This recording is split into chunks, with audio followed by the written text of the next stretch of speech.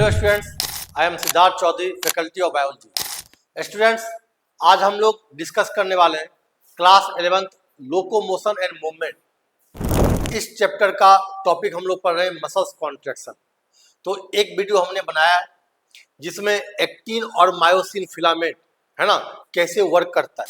ठीक है, actin myosin के ऊपर ओवरलैप करता है, मसल्स शॉर्ट होता है, फिर मसल्स कॉन्ट्रैक्शन होता है। इसका एक वीडियो हमने बना दिया है। आज हम लोग पढ़ने वाले हैं जो एक्टिन और मायोसिन जो फिलामेंट्स होते हैं, इस फिलामेंट्स के स्ट्रक्चर के बारे में। जब ये हम लोग स्ट्रक्चर समझ जाएंगे कि एक्टिन और मायोसिन इनका स्ट्रक्चर कैसा होता है, इनमें कौन कौन से प्रोटीन प्रेजेंट होते हैं, कौन कौन से साइट्स होते हैं, फिर इसके बाद हम लोग समझेंगे कि कैसे मायोसिन के ऊपर एक्टिन फिलामेंट स्लाइड करता है। ठीक है स्टूडेंट्स, तो हम लोग इस वीडियो में इसके स्ट्रक्चर को समझते हैं।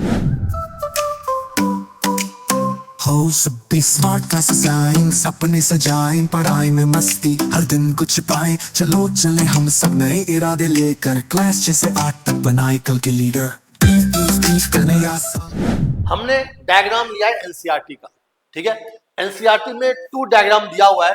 जो ऊपर का डायग्राम है ए है, ये एक्टिन फिलामेंट है जिसको हम लोग थिन फिलामेंट बोलते हैं, और जो सेकेंड है ये मायोसिन फिलामेंट है जिसको हम लोग थिक फिलामेंट बोलते हैं। ठीक है, अब ये जो एक्टिन फिलामेंट बना होता है ना, आप ध्यान सुनना कि ये एक्टिन फिलामेंट जो बना हुआ है ये पॉलीमर होता है ग्लोब्यूलर प्रोटीन का। ध्यान सुनना, ग्लोब्यूलर प्रोटीन का या ग्लोब्यूलर एक्टिन का ये पॉलीमर बनता है। तो ऐसे छोटे छोटे बहुत सारे जी एक्टिन होता है। क्या होता है? जी एक्टिन, है ना। और इस जी एक्टिन से ये सारे छोटे छोटे जो मोनोमर्स हैं वो कंबाइन करके पॉलीमर बन जाता है, और यही पॉलीमर ये है जिसको हम लोग बोलते हैं एफ एक्टिन। इससे बन जाता है फिलामेंटस एक्टिन। एफ बोले तो फिलामेंटस, है ना, फिलामेंटस एक्टिन बोलते हैं। तो ये जो आपको दिख रहा है ग्रीन कलर का पार्ट, आप सिर्फ ध्यान दो ग्रीन वाले पे, इसको छोड़ दो। जो ग्रीन वाला पार्ट है ये एफ एक्टिन है, मतलब फिलामेंटस एक्टिन है। ये फिलामेंटस एक्टिन किसका बना हुआ है? आप ये देख रहे हो राउंड राउंड जो पार्ट है, ये राउंड राउंड पार्ट है ना, ये है अपना ग्लोब्यूलर एक्टिन। इसी ग्लोब्यूलर एक्टिन को हम लोग पॉलीमर बनाते हैं तो बन जाता है फिलामेंटस एक्टिन। अब जब एक्टिन प्रोटीन का फॉर्मेशन होता है या एक्टिन बैंड का फॉर्मेशन होता है तो ये 2 फिलामेंटस प्रोटीन होते हैं। आपको दिख रहा होगा ग्रीन वाला 2 चेन है ना, ये 2 फिलामेंटस प्रोटीन होता है, और ये दोनों फिलामेंटस प्रोटीन कॉइल्ड हो जाते हैं, हेलिकली बाउंड होता है। दोनों फिलामेंटस प्रोटीन क्या होता है? हेलिकली बाउंड होता है। तो इसको हम लोग बोलते हैं एफ एक्टिन। ठीक है, नेक्स्ट हम लोग समझते हैं ये जो एफ एक्टिन है, इस एफ एक्टिन के ऊपर जो एफ एक्टिन का जो चेन है इसके ऊपर कुछ एक्टिव साइट्स होते हैं।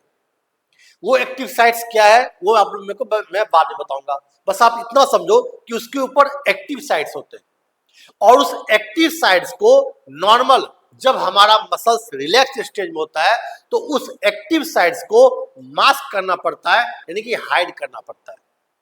तो हम लोग क्या करते हैं कि जैसे मान लो ये अपना एक्टिन फिलामेंट है, एफ एक्टिन है, तो इसके जगह पे क्या होता है, जगह जगह पे पोजीशन पे कुछ एक्टिव साइट्स होते हैं, है ना। उस एक्टिव साइट को नॉर्मल कंडीशन में जब मसल्स रिलैक्स होता है तो उसको हाइड रखना पड़ता है, उसको छिपा के रखना पड़ता है। अब उसको हाइड करने के लिए क्या करते हैं कि हमने एक नया प्रोटीन लिया और उस प्रोटीन से ऐसे रैप कर दिया, है ना। जैसे मान लो ये अपना एक्टिन है, ठीक है, ये एफ एक्टिन है, इसके ऊपर कुछ एक्टिव साइट्स है। ठीक है, हमने क्या किया, एक रिबन लिया, है ना, एक रिबन लिया और इसके ऊपर ऐसे ऐसे इसको रैप कर दिया। जहां जहां एक्टिव साइड था उसके ऊपर रिबन को हमने ऐसे ऐसे घुमा दिया। ठीक है, उससे क्या हो गया, एक्टिव साइड हाइड हो गया। ठीक है, लेकिन रिबन है वो मान लो हट भी सकता है। जो रिबन है हमने हाइड किया वो मान लो वहां से रिमूव हो गया तो एक्टिव साइड तो दिख जाएगा, उसको तो नॉर्मली हाइड करना है। तो क्या करते हैं कि हम लोग जैसे मान लो किसी को रिबन लगाया और वो दिखे नहीं, इसलिए हम लोग क्या करते हैं उसके कुछ कुछ जगह पे स्टेपल करते हैं ना, पिंचिंग कर देते हैं ताकि वो रिबन हटे नहीं। ठीक है, जब स्टेपल हटाएंगे उसके बाद रिबन हटेगा, फिर से एक्टिव साइट आएगा, ऐसा ही होगा। तो नॉर्मल कंडीशन में क्या है कि अपना एफ एक्टिन है, इसके ऊपर हमने रिबन लगाया, एक्टिव साइट को मास्क किया और जगह जगह पे पिंचिंग कर दिया। सेम यही कंडीशन है जो अपना ये जो ग्लोब्यूलर या सॉरी जो ये अपना F18 है, ये कॉइल फॉर्म में होता है। इसके ऊपर आप देखो ट्रोपोमायोसिन, जिसको हमने रिबन बोला ना, वो ट्रोपोमायोसिन है। ये ट्रोपोमायोसिन क्या हो रहा है, दोनों चेन के ऊपर ऐसे रैप कर रहा है। रैप देख रहे हैं अब, दोनों चेन के ऊपर क्या कर रहा है, रैप कर रहा है। ये जगह जगह रैप कर रहा है, ठीक है। तो जो रिबन जो हमने समझाया कि रिबन से रैप करेंगे, वो होता है ट्रोपोमायोसिन प्रोटीन। क्या होता है, ट्रोपोमायोसिन प्रोटीन, ठीक है। अब हमने बताया था कि रिबन हटे नहीं, इसके लिए हम लोग जगह जगह पे पिंचिंग करते हैं। तो ऊपर से एक और प्रोटीन है, इसको बोलते हैं ट्रोपोनिन प्रोटीन। तो ये ट्रोपोनिन प्रोटीन आप देखो जगह जगह पे क्या है, बाइंड है। जहां जहां एक्टिव साइट है, ये यहां से ट्रोपोमायोसिन रिमूव ना हो, उसके लिए हमने क्या कर दिया, ट्रोपोनिन लगा दिया, जो इसको ट्रोपोमायोसिन को F18 से रखता है बाइंड करके, और जो एक्टिव साइट है उसको मास्क करता है, ठीक है। तो ये अपना हो गया एक्टिन, यानी कि थिन फिलामेंट जो एक्टिन है वो अपना हो गया कंप्लीट। समझ में आया क्या, तो एक्टिन फिलामेंट समझ में आ गया। नेक्स्ट है आपका मायोसिन, है ना। और ये जो मायोसिन है ये बना होता है मीरोमायोसिन का, ठीक है। मायोसिन जो है ये मीरोमायोसिन का होता है, मीरोमायोसिन पॉलीमर है, ठीक है। तो ये बना होता है मीरोमायोसिन का। एक्चुअल में होता क्या है कि मायोसिन जो होते हैं ये सिंपल मोनोमर होते हैं, जैसे बताया था ना मोनोमर G18, ये मोनोमर होता है, और इससे बन जाता है मीरोमायोसिन जो पॉलीमर के फॉर्म में होता है। तो मायोसिन का स्ट्रक्चर रखते हैं, तो मायोसिन में 2 पार्ट्स होते हैं। एक जो आपको लॉन्ग पार्ट दिख रहा है, ये वाला पार्ट, इसको बोलते हैं टेल। इसको क्या बोलते हैं, टेल। ये वाला पार्ट कहलाता है टेल। और जो ये आपको पार्ट दिख रहा है, इसको बोलते हैं हेड।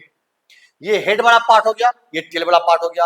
अब जो मायोसिन प्रोटीन है, ये भी देखो आप 2 है, 2 मीरोमायोसिन है, और ये दोनों भी क्या है, क्वाइल्ड है। तो ये दोनों भी क्वाइल्ड होते हैं। तो नीचे वाला पार्ट जो लॉन्ग है वो टेल है, और जो ये शॉर्ट पार्ट है वो हेड है। और ये जो हेड वाला पार्ट होता है, इसको हम लोग बोलते हैं HMM, मीन्स हैवी मीरोमायोसिन, क्योंकि ये साइज में लार्ज होता है, इसे बोलते हैं हैवी मीरोमायोसिन। और ये जो होता है इसको बोलते हैं LMM, लाइट मीरोमायोसिन। तो टेल वाले पार्ट को लाइट मीरोमायोसिन बोलते हैं, और हेड वाले पार्ट को हैवी मीरोमायोसिन बोलते हैं, ठीक है। अब हम लोग आते हैं, ये जो हेड और टेल है, इसके बीच का जो पार्ट होता है इसको बोलते हैं क्रॉस आर्म। क्या बोलते हैं, क्रॉस आर्म। जो ये रहा अपना टेल और ये रहा हेड, है ना। तो हेड और टेल के बीच का जो पार्ट होता है, इसको लोग क्या बोलते हैं, क्रॉस आर्म बोलते हैं, ठीक है। अब हेड वाला जो पार्ट है, इस हेड वाले पार्ट पे आप देख रहे होंगे, हेड वाले पार्ट पे 2 साइड्स है ना।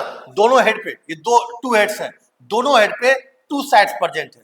कौन सा, तो दोनों हेड पे देखो ऊपर वाला जो साइड्स है, ये दोनों ऊपर वाला साइड, ये है एक्टिन बाइंडिंग साइट, और इन दोनों पे साइड में जो 2 साइड्स प्रेजेंट है, इसको बोलते हैं ATP बाइंडिंग साइट, ठीक है।